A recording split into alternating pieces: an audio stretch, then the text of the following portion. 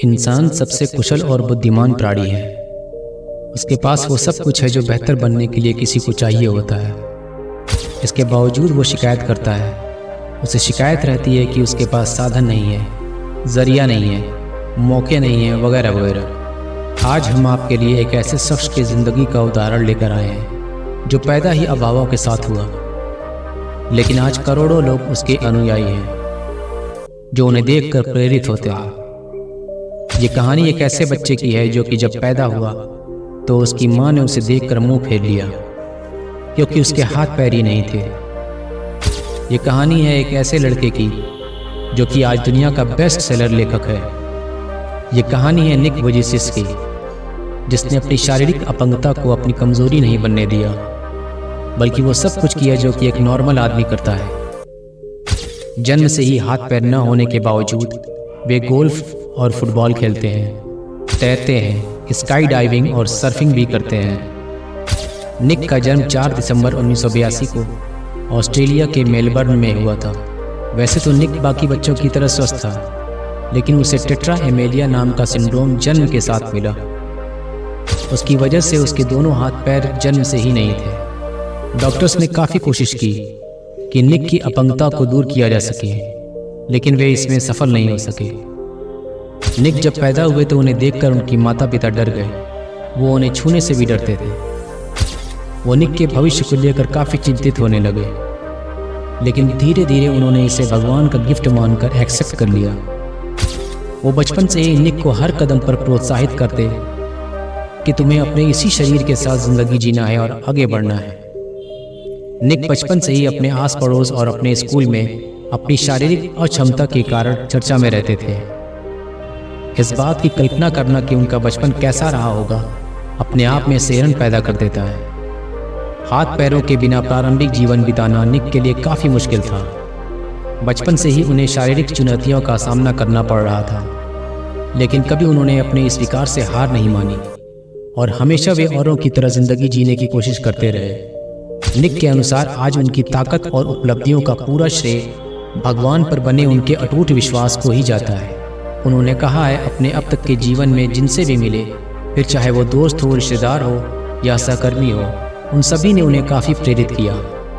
निक के माता पिता उसे हर तरह से आत्मनिर्भर बनाना चाहते थे। छोटी उम्र से ही निक के माता पिता उसे पानी में तैरना सिखाने लगे। 6 साल की उम्र में उसे पंजों की सहायता से टाइप करना सिखाने लगे। विशेषज्ञों की मदद से उन्होंने निक के लिए प्लास्टिक का एक ऐसा डिवाइस बनाया जिनकी सहायता से निक ने पेंसिल व पेन पकड़ना और लिखना सीखा। निक के माता पिता ने निक को स्पेशल स्कूल में भेजने से मना कर दिया। वो चाहते थे कि निक सामान्य स्कूल में सामान्य बच्चों के साथ ही पढ़े।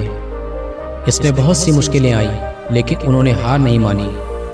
नॉर्मल बच्चों के साथ पढ़ने लिखने और काम करने का ये लाभ हुआ कि निक उन्हीं की तरह काम करने लगे।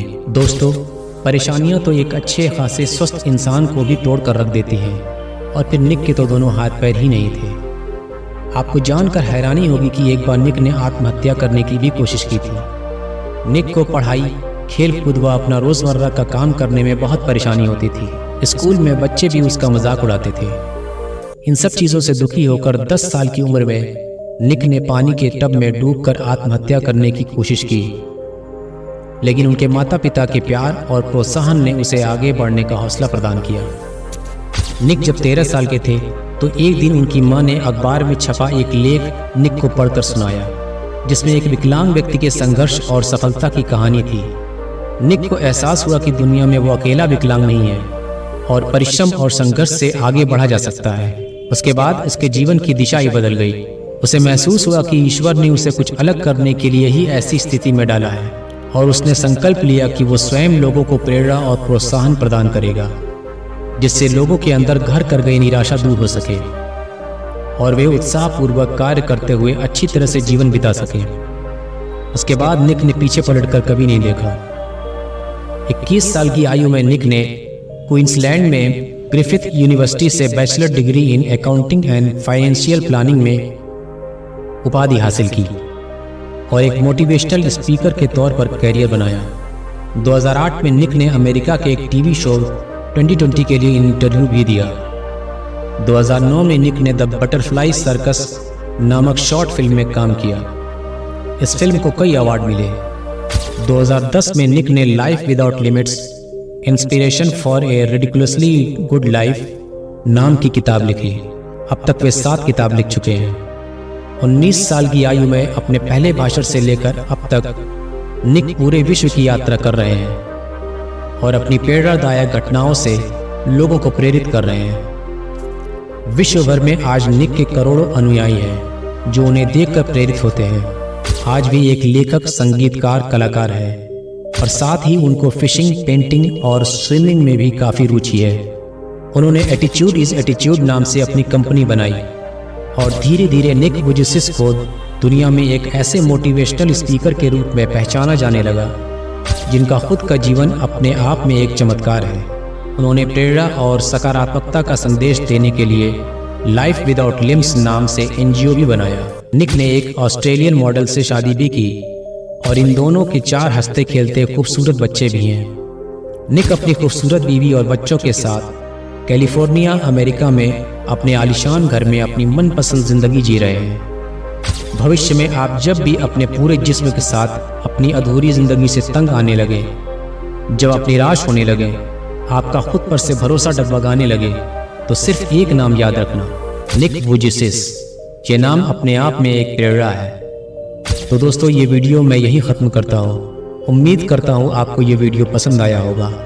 अपनी राय कमेंट बॉक्स में ज़रूर दें, क्योंकि आपका एक लाइक और एक कमेंट हमें अगले वीडियो को और बेहतर बनाने के लिए मोटिवेट करता है। तो मिलते हैं अगले वीडियो में। तब तक के लिए जय हिंद, जय भारत। हंसते रहें, मुस्कुराते रहें।